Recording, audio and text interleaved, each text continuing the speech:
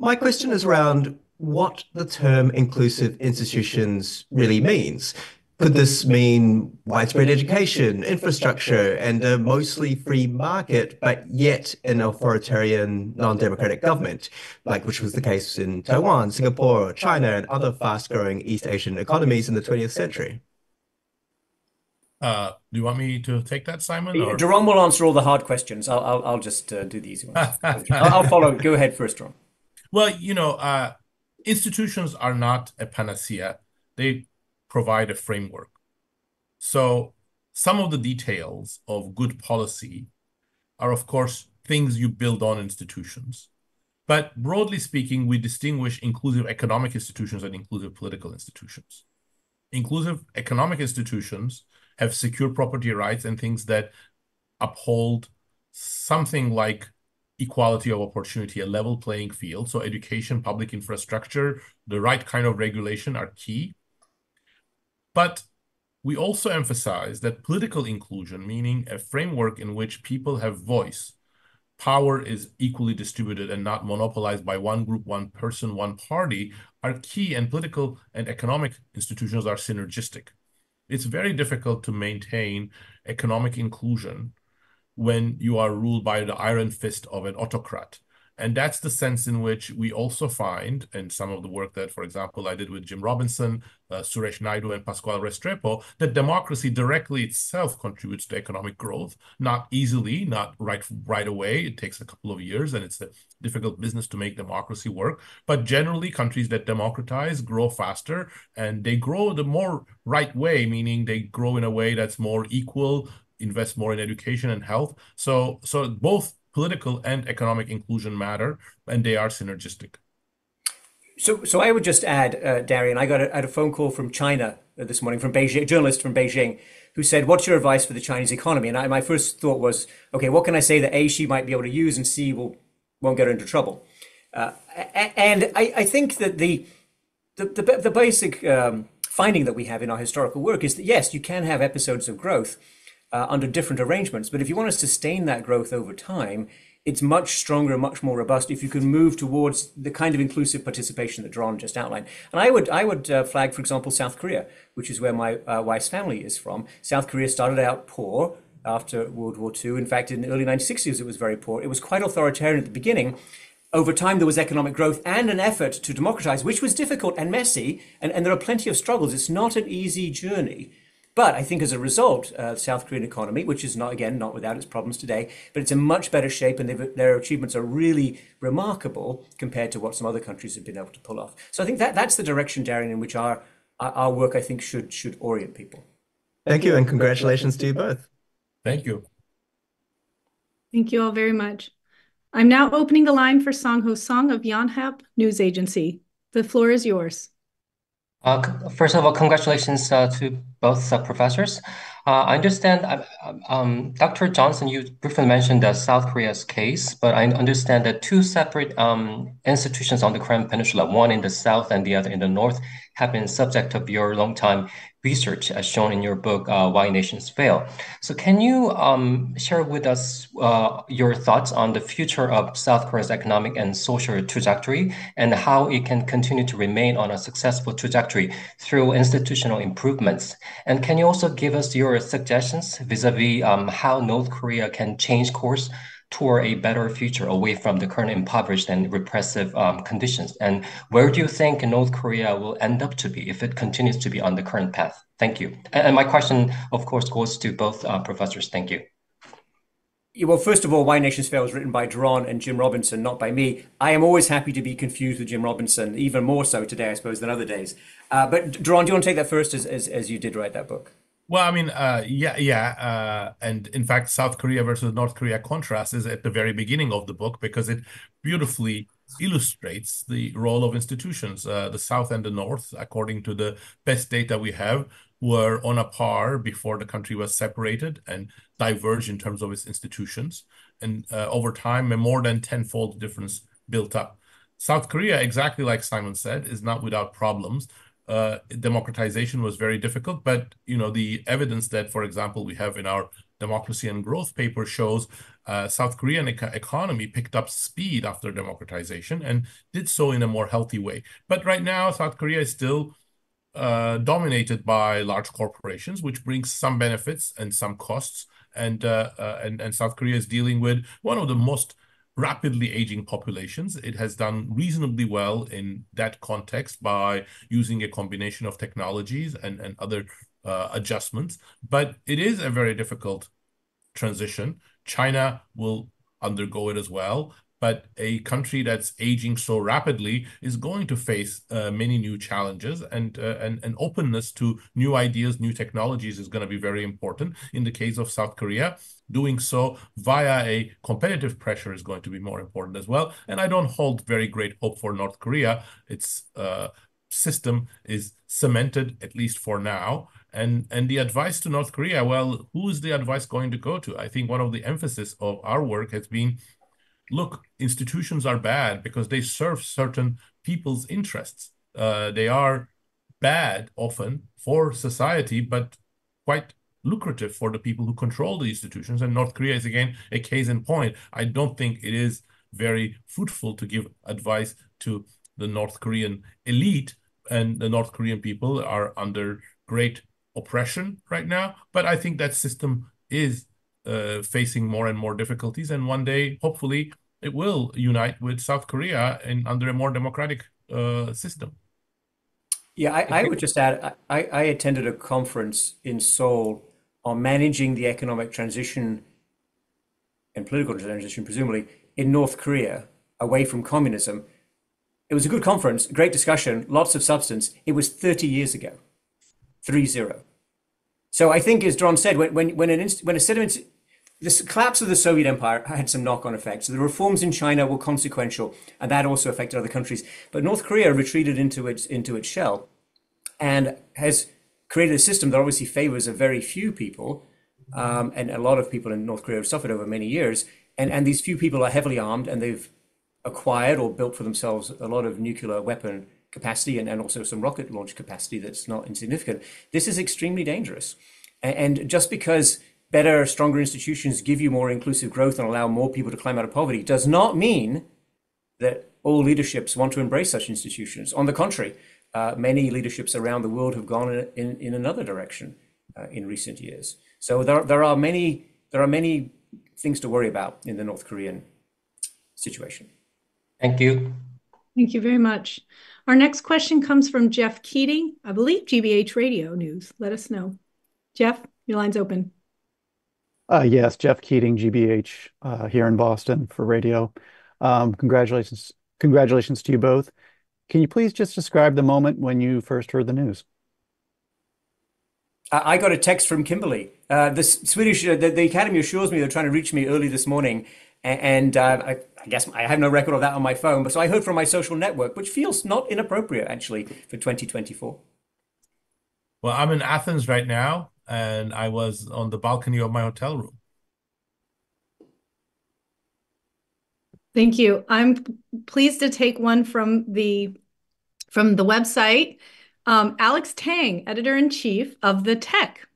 Congratulations to you both. From an educational and mentorship perspective, I would like to ask how each of you approaches teaching this thorough approach to political economy to the undergraduate or the graduate student. How do you balance the study of history with an analysis of an ever-changing and turbulent present? Fantastic question from our MIT student. I'll take that first because I teach most of the MBAs. Dron and I did a course for undergraduates last year.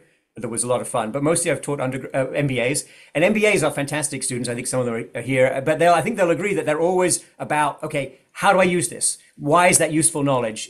Show me what this means. So that's where I get pushed, Kimberly, and Alex. That's where I get pushed all the time by my classrooms, and I'd like to thank all of my many thousands, it turns out, of MIT students for pushing me in that direction, because it really helps sharpen the way you communicate these ideas and also the way that you think about it. Sometimes people say research and teaching can be disassociated. including in business schools. That's not been my experience at all at MIT. For me, they're very deeply intertwined, although I do not show regression results to my MBAs. I'll be quite candid about that. I've got to find other ways to communicate the big ideas. Well, that's a fantastic question, and it's still work in progress. I go back and forth how to sort of balance different aspects of the work.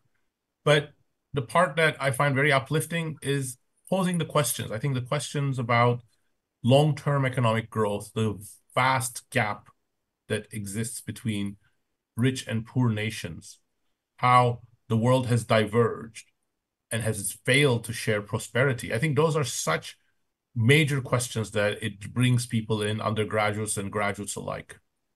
So just to put a point on that, the United States is about 335 million people. I think by far the most innovative society in the history of humankind. Plenty of problems, don't get me wrong. But we live in a world of 8 billion people with enormous unaddressed problems. And we develop all this technology. We're very good at developing technology, including at MIT, including other places. But whose problem are we trying to solve? Whose vision is driving that? Who's making the choices about technology? And this is what John and I have been hammering away on for the past 5 years. And that's what our latest book is all about, which is the people who control technology, people who think deeply about technology, the scientists and yes, engineers who drive these processes have an enormous effect on the world, both in terms of who gets access to what opportunity, but also then through institutions, who gets to build what kind of genuinely democratic and inclusive society. Very interesting. Thank you. Our next question comes from Paolo Mastrolilli. The floor is yours. Thank you very much. Congratulations. Thank you for doing this briefing. I would like to ask you a question about the European Union. There have been a significant... And Paolo, can you state your outlet, please? Oh, yes. I'm the US Bureau Chief for the Italian daily La Repubblica.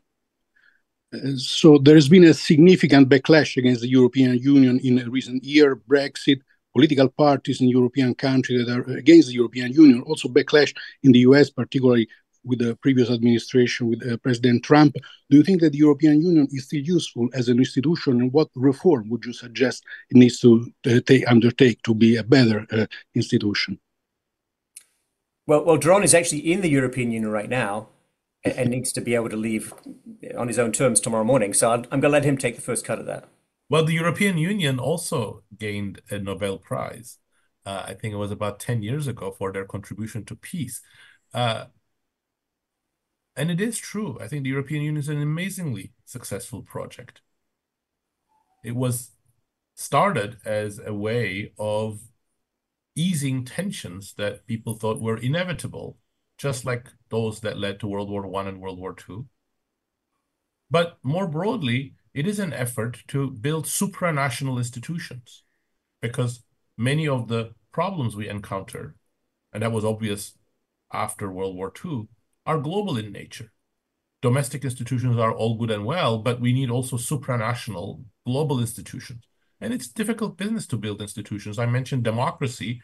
Democracy is going through a very, very tough stretch. The support for democracy is at an all-time low across the industrialized world, despite the fact that I think democracy is still essential and does quite well in general.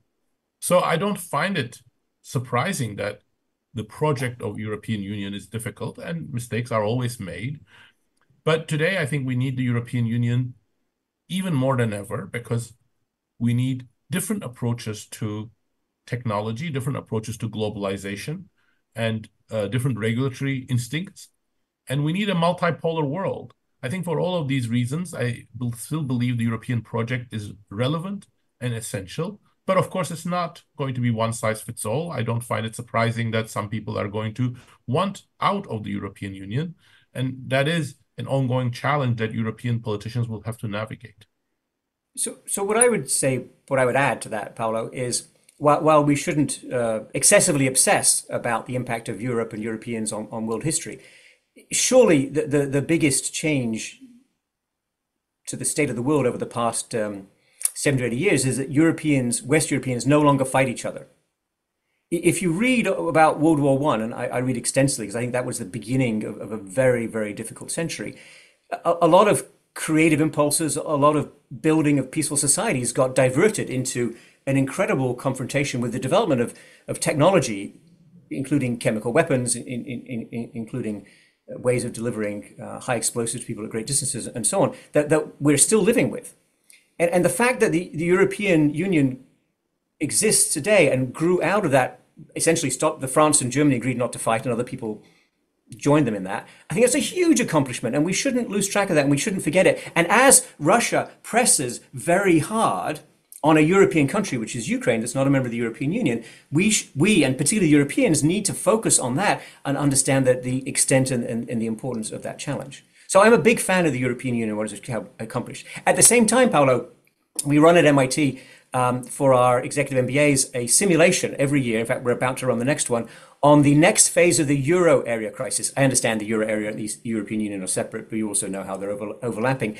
And I will just say that we started running this simulation more than a decade ago, and we always thought this will be the last year in which we can run a plausible next phase of the euro crisis. And every year we got fresh material, and every year we've got new pressures, and every year the students have to think through the macroeconomic responses. This is with Athanasios Orphanides, my Greek Cypriot colleague who was previously a member of the Governing Council of the European Central Bank and so on. So I think it's never over, Paolo. The problems are always there before us, and you just have to face them and confront them and go forward towards them on the basis of stronger institutions, better democracy, and believing that you should defend these systems against internal forces of chaos and worse, and external forces, because there are many people in the world who do not wish European and Western Europe well, and those forces need to be resisted. I always love going to school, taking class with the laureates here. So we're in our last 10 minutes or so. I'm going to try to take a couple more from the chat. This is from Wendy Maldonado, who you may recall, Professor Johnson, one of your former MBA students. She asks, would you please comment on the role of women in economic participation and how that has affected the overall economies of the societies you've studied, positively or negatively? Have you seen progress and change in a positive direction over time?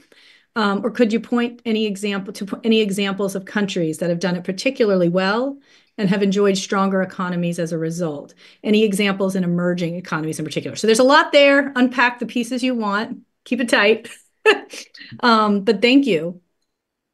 So that's a great question, Wendy, and very important. Of course, Claudia Goldin won a Nobel Prize not too long ago for really digging deeply into all of these topics, and her work I commend to everybody for deeper investigation or study or understanding of this question. I think that the rising voice and power and opportunity for women in this country over the past 100 years is absolutely fundamental, has changed everything. Mm-hmm. I have two daughters, and I think they have great prospects and opportunities, including in science and technology, actually, that are just thrilling, and that's got to be good for the world. And of course, many women and girls around the world don't have those same opportunities. And I think that's a major problem. It holds back. You can think in economic terms, you can think in political terms, you can think in human terms. So it's something to be overcome. And I met, actually, I should remark for Sally, I met with an alumni not too long ago who told me that she was one of only 2 women in the MIT class of 1952 or 1953. And now our classrooms are very evenly balanced, and the contributions are evenly balanced. And this is an amazing achievement, which I thank the leadership at MIT over multiple generations. And I think everyone should attempt to move in the same direction to the extent that they can and to the extent that it works in their situation. We've never said it's one size fits all or there's one magic wand to be waved. But I do think increasing rights and privileges and opportunities for women has helped everybody in the United States. And I think it's helped other places too. And I think I hope that it will absolutely continue and strengthen around the world.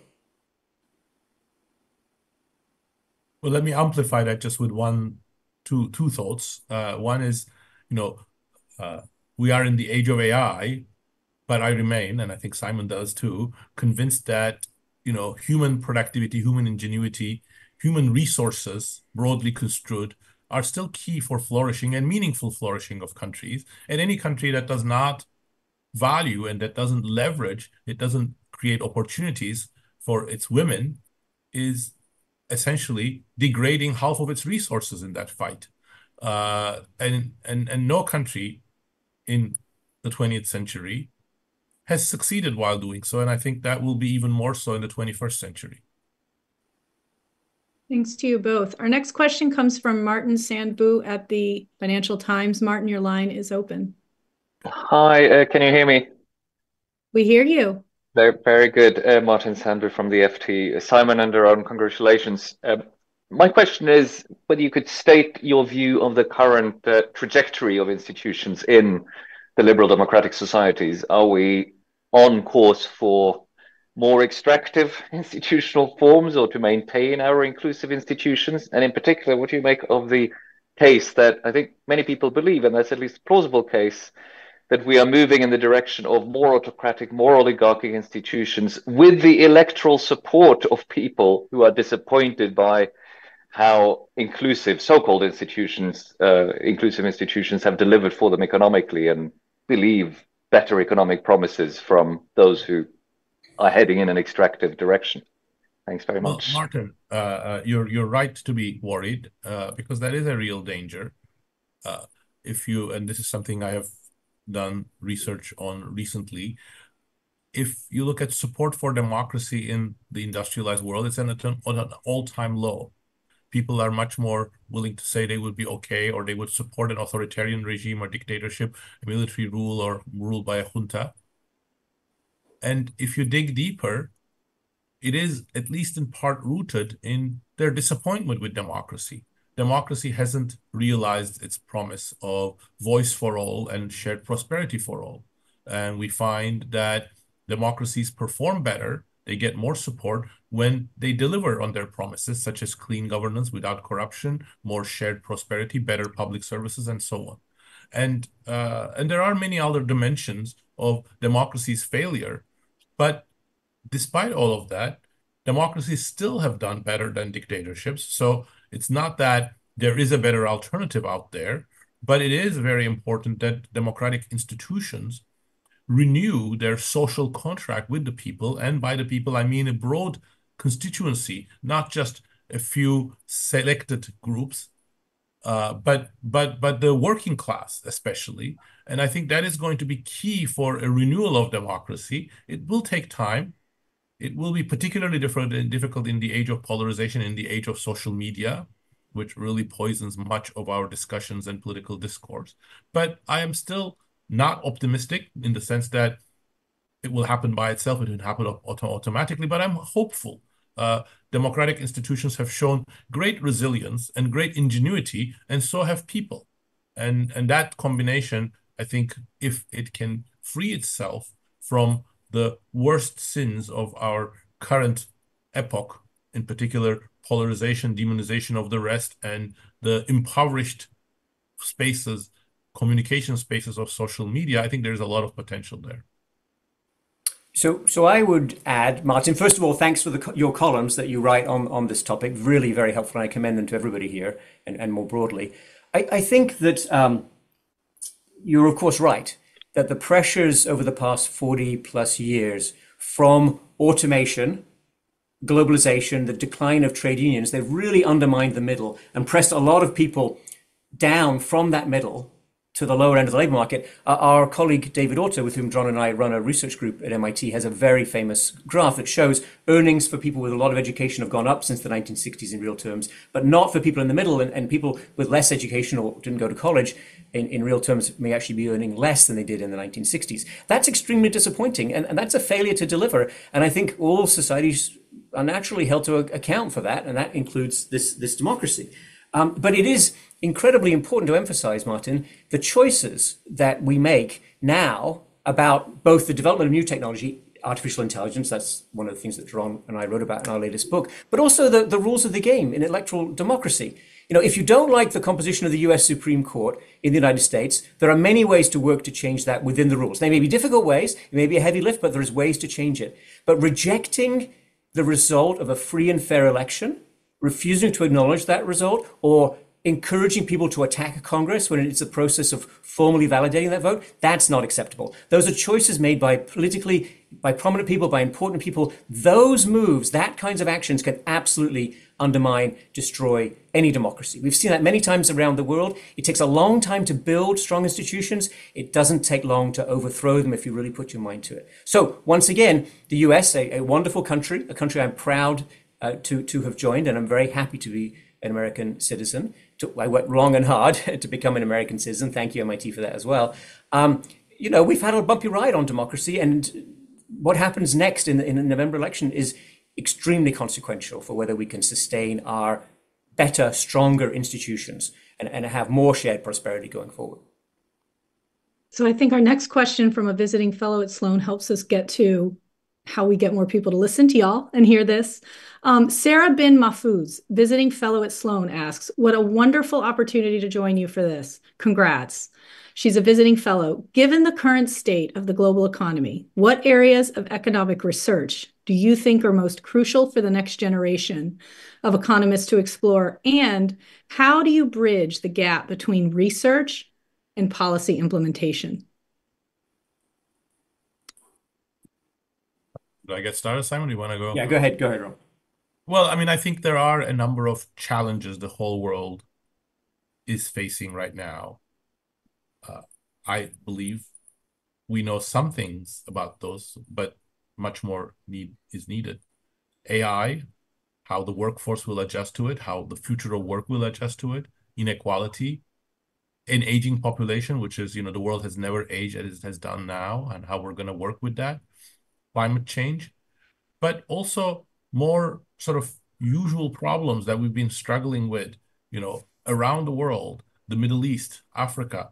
Still, there are such divisions and such insecurity that building anything approaching a vibrant economy is completely impossible for hundreds of millions of people. So some way of bringing peace around the world and building more stronger institutions from the ashes of the very difficult times that many different parts of the world have, I think that's going to be a continuing challenge.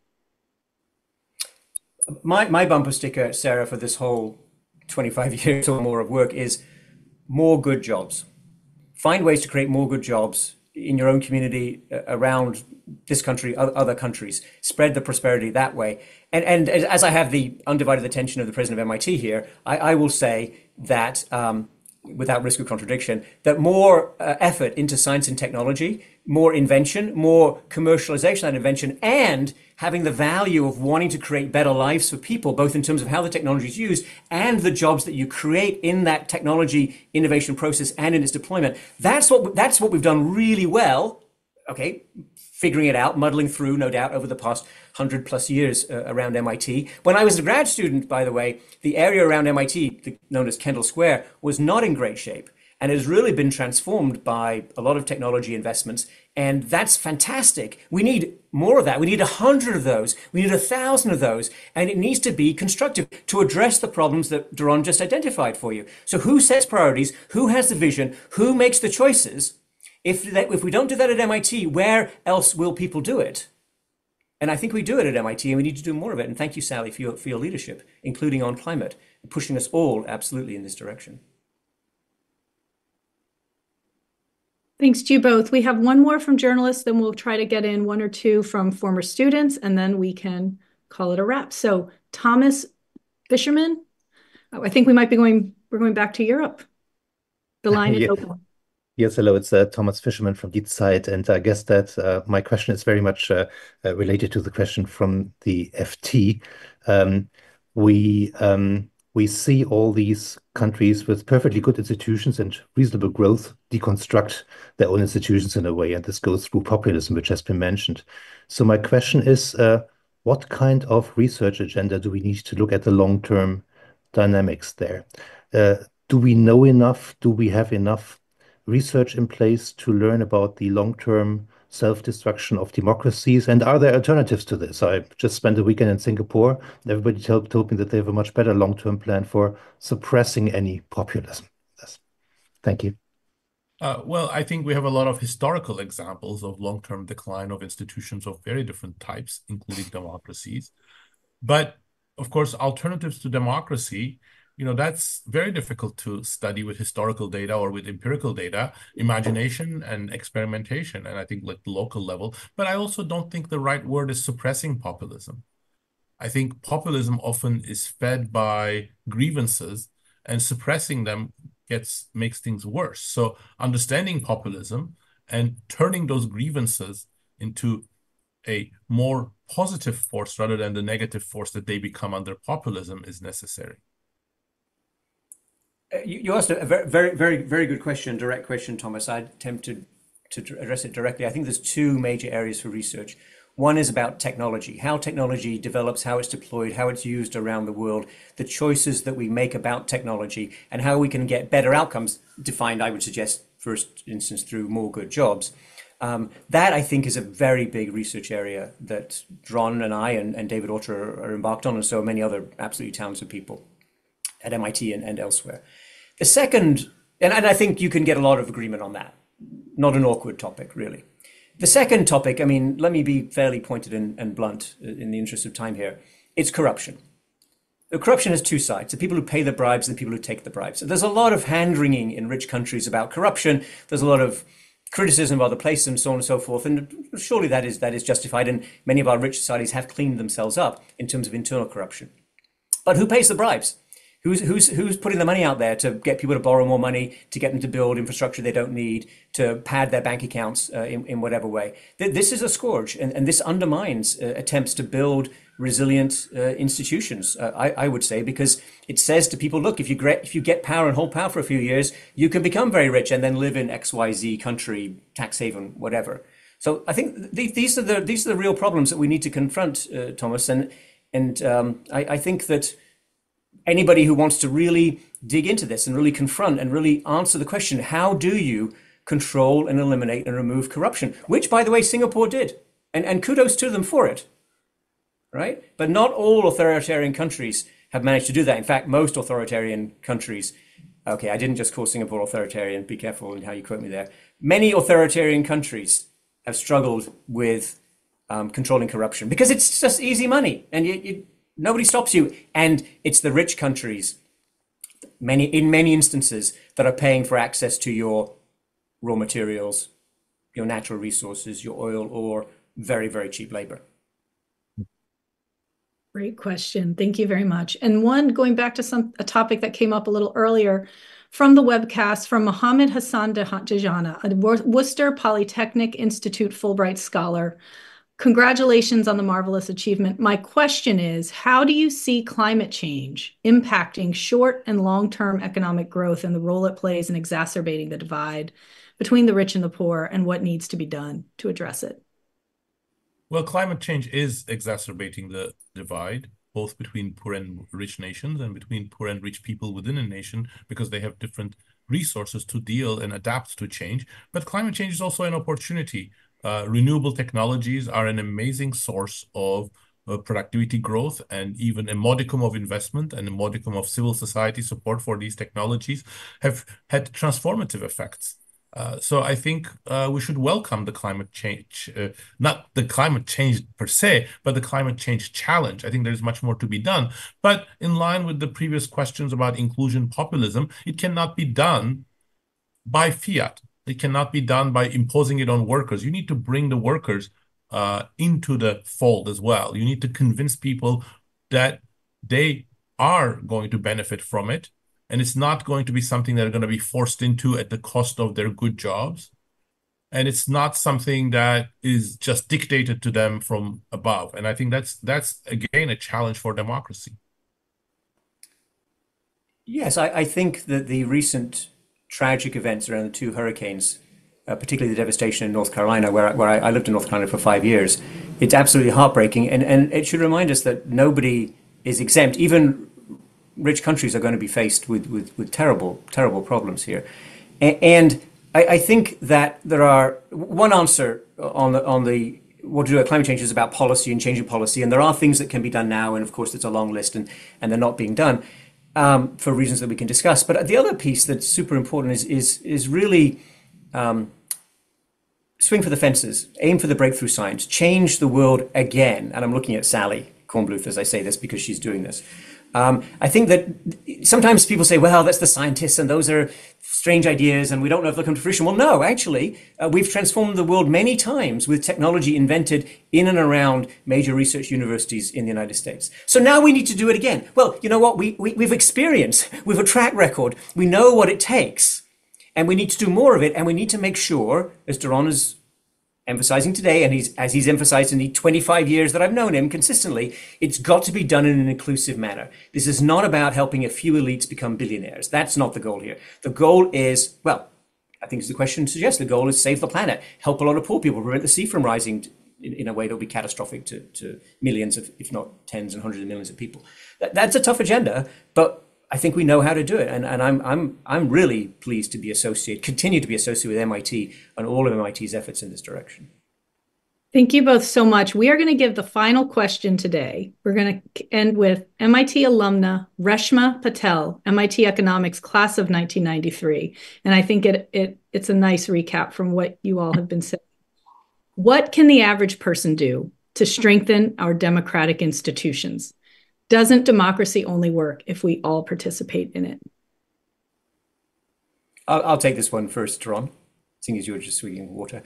Yes, absolutely. I mean, that's the essence. That's what we've learned over 250 years. There's a lot of people who want you to stay on the sidelines. There's a lot of people who say, well, your voice doesn't matter.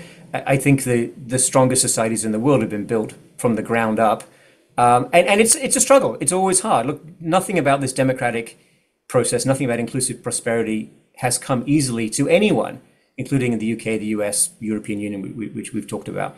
So there's a lot of hard work ahead. And as some of the questions emphasize, this is a tough moment, a challenging moment, a moment of stress test. But yes, the choices that need to be made about technology and about political outcomes rest with us. And it's a responsibility that we need to take seriously. And if our research has pushed people in that direction, and if today's incredible, amazing prize award helps raise awareness, then I think all the work we've done over the past 2.5 decades has been worth it. Well, let me end by saying 3 things, 2 non-controversial, pretty obvious, and 1 perhaps a little more controversial. 1, participate. That's what democracy needs. 2, avoid demonizing the other side. Try to understand the other side so that there is better communication. That's what democracy is about. But 3rd, I think walk away from all social media and media sources that try to polarize us. That's only by people walking away and not rewarding these really pernicious sources of echo chambers, polarization, pollution of communication that we can actually fix the system. We should stop rewarding them. 欢迎来到6度解析新闻背后的多维思考，带你洞悉头条背后的世界。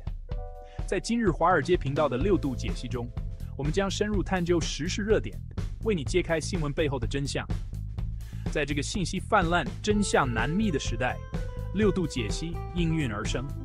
我运用海量数据、人工智能整合以及专家观点，层层剥析每个故事，通过实时背景数据挖掘，确保你获得全面的新闻资讯。然而，我们关注的不仅仅是数据，更重要的是将它们串联起来。我将分析多方视角，揭示隐藏的脉络，为你提供单一媒体常常忽略的背景信息。无论是政治、经济，还是全球事务，我都将为你带来最具洞察力的分析。